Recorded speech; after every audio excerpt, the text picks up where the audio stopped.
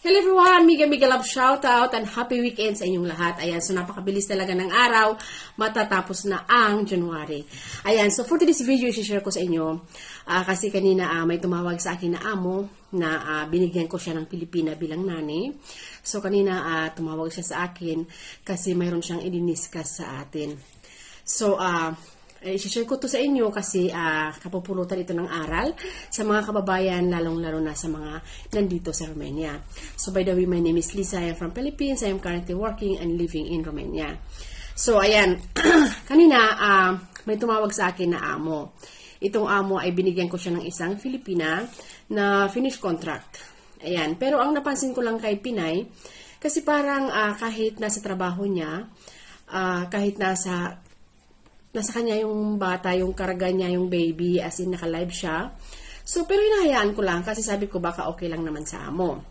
Ngayon, si Kabayan ay mayroon siyang every Sunday off. Ngayon, last week daw, kinausap siya kung pwede daw na lumabas siya every after ng program niya. Kasi si Kabayan ay intern. So, itong amo ay syempre nagtataka. So, tinanong siya kung bakit kailangan mong lumabas araw-araw every after program kasi ang usapan naman natin ay intern.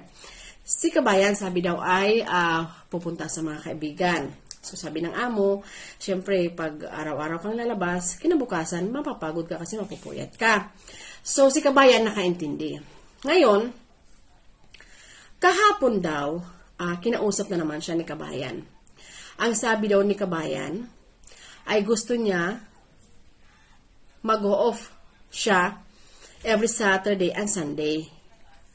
Instead of Sunday lang, gusto na niyang Saturday at Sunday. Ito pa, ang sabi ni Kabayan, deduct na lang sa sahod ang araw ng Sabado. So, imbis na halimbawa ang sahod niya 1,000, babawasan sa araw ng Sabado kasi gusto niya mag-off. So, ito naman si Kabayan ay baliktad. Siyempre, ang amo nagtaka, parang napaka-imposible. Kasi ang iba, hindi nga halos mag-off para mabayaran lamang ang kanilang mga off day. Diba? Para madagdagan ang sahod.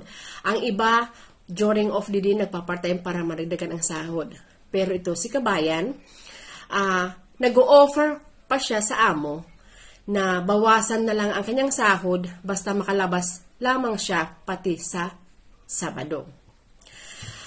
Siyempre, ang amo, nagalit. Hindi naman nagalit na as in pinagalitan siya. Naging upset sila kasi, bakit ganito? Parang akala mo sa amin na interesado kami sa pera, di ba? Yung ang sabi ng amo sa kanya na, interesado kami sa trabaho mo, sa presence mo, kasi kaya nga kami kumuha ng nani.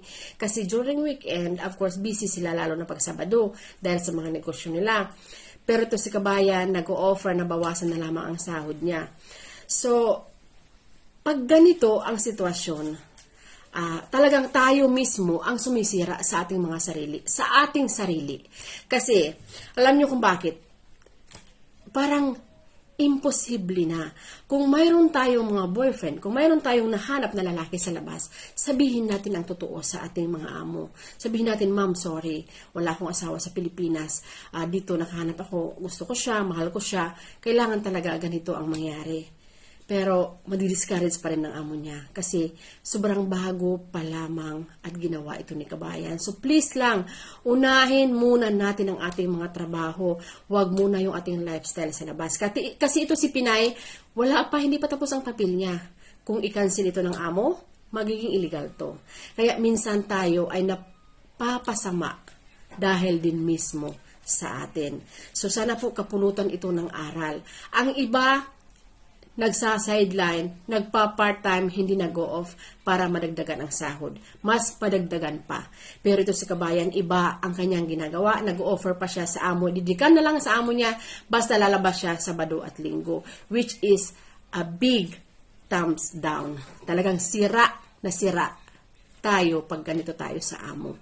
So, it's syempre obvious na may ginagawa siyang kakaiba sa labas. So, sabi nga ng amo kanina, kakausapin nila ng isang business lamang for the last time na kasi parang maraming business daw nilang kinausap.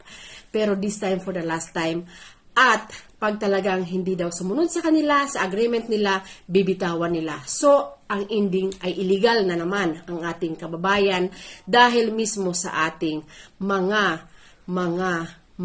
kagustuhan na hindi natin kayang ikontrol. Ayan, so sana po kapulutan ng aral. Mag-iingat lahat and inuulit ko, pumunta po tayo sa Romania para magtrabaho. Ulitin ko sa inyo, trabaho muna, ang lalaki nandyan lang yan. At saka hindi lang sa si kabayan may asawa sa Pilipinas, pero dito, alams na.